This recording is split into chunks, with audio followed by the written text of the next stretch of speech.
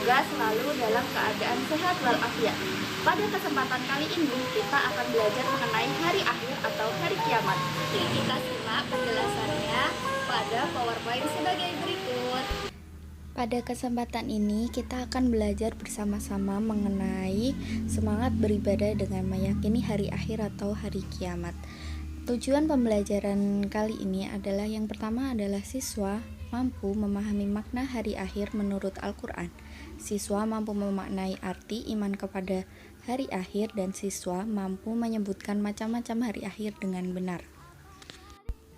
Seperti yang kita ketahui bahwa iman kepada hari akhir merupakan rukun iman yang kelima.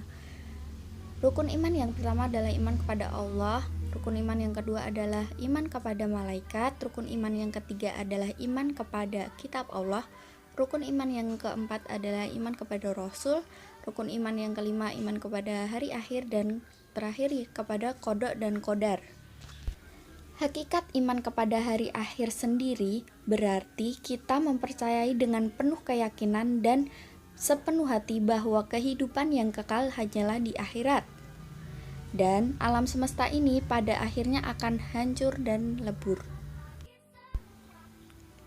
Selanjutnya, mengapa kita perlu beriman kepada hari akhir? Di samping merupakan rukun iman yang kelima, kehidupan dalam ajaran Islam tidak hanya di dunia semata, namun yang kelak adalah di akhirat, tempat kita bahagia atau sengsara tergantung oleh amal perbuatan yang telah kita peroleh di dunia ini. Hari akhir itu sendiri biasa kita sebut dengan hari kiamat, berasal dari kata qoma yaqumu dan kiamah, yang artinya hari kebangkitan atau kehancuran.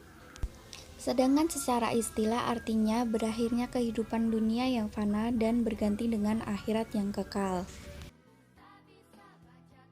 Di dalam Al-Quran terdapat dua pengertian mengenai kiamat. Yang pertama adalah kiamat sugro. Dalam surat Al-Imran ayat 185 dikatakan bahwa salah satu dari kiamat sugro atau kiamat kecil merupakan kematian bagi manusia.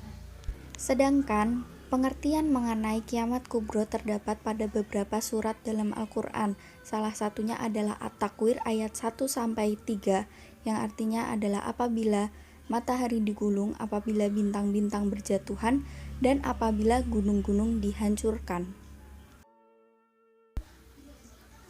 Seperti yang sudah tadi dibahas, terdapat dua macam hari kiamat. Yang pertama adalah kiamat sugro atau kiamat kecil, yang kedua adalah kiamat kubro atau kiamat yang sesungguhnya. Kiamat sugro ini artinya adalah kiamat kecil, yaitu rusaknya sebagian makhluk, misalnya kematian dan terjadi bencana alam seperti gempa bumi, gunung meletus, banjir, dan lain sebagainya. Sedangkan kiamat besar adalah hancurnya seluruh alam semesta dengan segala isinya secara serempak, atau berakhirnya seluruh kehidupan makhluk di dunia secara serempak. Terdapat beberapa tahapan dalam hari akhir. Yang pertama adalah kita hidup di dunia seperti saat ini. Selanjutnya apabila kita mengalami kematian, kita akan menghadapi alam kubur.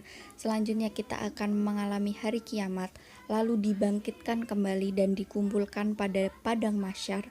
Lalu akan ditimbang catatan amal baik dan buruk kita dan dihisab. Kemudian al-siro.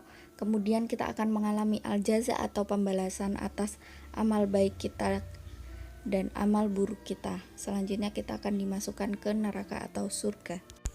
Terdapat beberapa tanda-tanda kiamat kubro dalam Al-Quran. Yang pertama adalah turunnya Imam Mahdi, turunnya Nabi Isa, munculnya kepulan asap, munculnya Dajjal, munculnya Dabah, matahari terbit dari barat, munculnya Ya'juj dan Ma'juj, dan terjadinya 3 penenggalaman bumi. Yang pertama adalah barat, timur, dan jazirah Arab.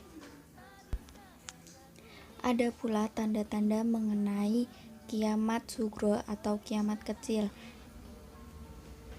Yang pertama adalah banyaknya jumlah perempuan dibanding laki-laki, hilangnya rasa malu dalam bermaksiat, diangkatnya ilmu, dan masih banyak lagi mengenai ciri-ciri kiamat sugro. Di dalam Al-Quran terdapat beberapa nama lain dari hari kiamat. Yang pertama adalah Al-Zalzalah, artinya keguncangan. Al-Qari'ah artinya kekacauan. Al-Waqi'ah artinya berjatuhan. Al-Haqqah artinya kepastian. Al-Rajfah artinya gempa yang dahsyat. Al-Ghosyah artinya penutupan. Al-Hasroh artinya penyesalan. Yaumul Khulud artinya kekekalan, dan masih banyak lagi.